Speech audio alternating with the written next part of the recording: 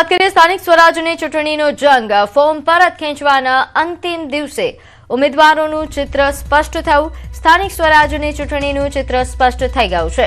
15 મહાનગરપાલિકામાં કુલ 3,378 ઉમેદવાર ચૂંટણી લડશે, તો આ તરફ જે 15 મનપામાં 3,498 માંથી 102 ફોર્મ પરત ખેંચાયા હોવાની વિગત મળી। 3,498 માંથી 18 ઉમેદવાર તો બિનહરીફ પણ થઈ ચૂક્યા છે। 84 નગરપાલિકા ચૂંટણીની જો વાત કરીએ તો અહીં 5,811 ઉમેદવારો વચ્ચે જંગ જામશે, જેમાં 6,318 ઉમેદવારો નોંધાયા હતા, જેમાંથી 330 ઉમેદવારોએ ફોર્મ પરત ખેંચ્યા। 6,318 માંથી 177 ઉમેદવારો બિનહરીફ થઈ ચૂક્યા છે। હવે વાત કરીએ જિલ્લા પંચાયત ચૂંટણીની 34 જેટલી જિલ્લા પંચાયતની ચૂંટણી, જેમાં 3,151 ઉમેદવારો વચ્ચે હવે જંગ જામવાના છે। નોંધે છે કે પહેલા 3,365 ઉમેદવારો નોંધાયા હતા, જેમાંથી 214 ઉમેદવારોએ ફોર્મ પરત ખેંચી લીધું।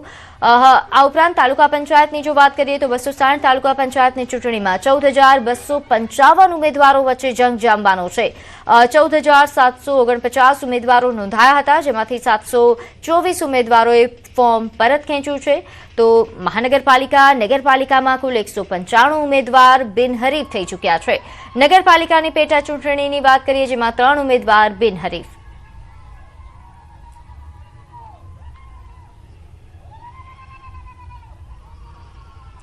તો વડોદરા મહાનગરપાલિકાની ચૂંટણીમાં કોંગ્રેસમાંથી ઉમેદવારી પરત ખેંચનાર ભૂમિ પ્રજાપતિ ભાજપમાં જોડાયા।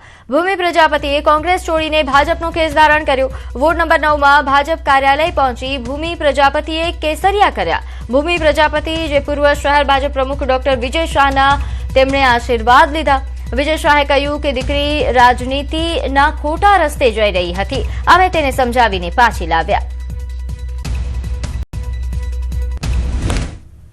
કે મેં ફોર્મ પાછું ખેંચ્યું નથી, મને કોઈ દબાણ કે નથી કોઈ એવું પ્રેશર।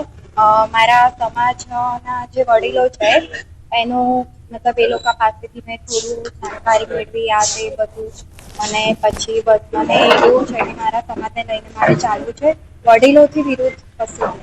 સમાજના વડીલોએ ભેગા થઈ દીકરીને, એના માતાને, એના ભાઈને, એના પિતાને સમજાવ્યા, અને દીકરીએ પોતે પણ એવું માન્યું કે માન્ય હર્ષભાઈ સંઘવી સાહેબ જ્યારે યુવા તરીકે અમારા સૌ માટે આદર્શ હોય ત્યારે ચોક્કસ મારે કોંગ્રેસમાંથી ઇલેક્શન ન લડવું જોઈએ।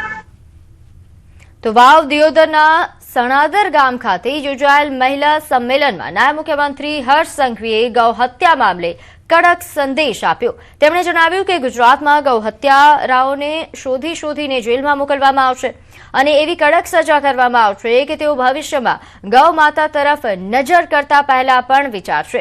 સંઘવીએ ઉમેર્યું કે દેશનો પ્રથમ ગૌહત્યા પ્રતિબંધ કાયદો ગુજરાતમાં લાગુ થયો। કાર્યક્રમ દરમિયાન બનાસકાંઠા અને વાવ થરાદ વિસ્તારની પશુપાલક બહેનો સાથે મુલાકાતનો અવસર મળ્યો હતો। ગુજરાતના એક ખૂણેથી આ ગૌ હત્યારાઓને પકડીને જેલના હવાલે બંધ કરવા પૂરતું નહીં, એને ભવિષ્યની અંદર એવી કડક સજા અપાવશો કે ગૌ માતાને જોઈને એના કતલ કરવાનું તો દૂર તક 7 પેઢીઓ તક નહીં વિચારે, પણ ગૌ માતાને જોશે તો હાથ જોડીને બંધન કરે ને એવી સજા અપાવવાની છે।